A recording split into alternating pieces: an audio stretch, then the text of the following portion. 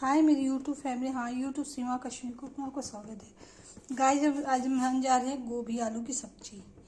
ये गोभी आलू काट के, धो के, उबाल के फ्राई के लिए रखा है। तेल गरम हो गया है, इसमें डालेंगे गोभी आलू।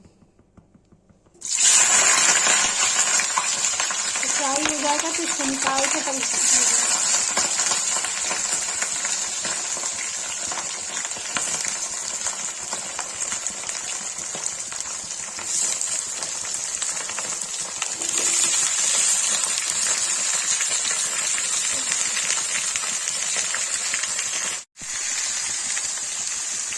इसमें नमक डाल के इसको चला देंगे।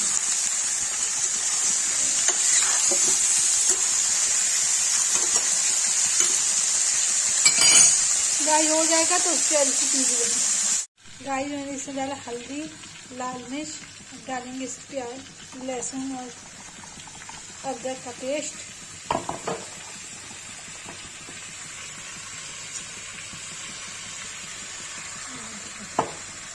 तो चला देंगे।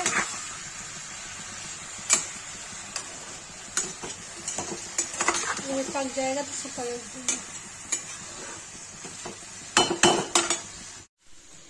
गाइस देखिए, गोभी आलू सब्जी बन के रेडी हो गई। इसको मैं पलट देती हूँ।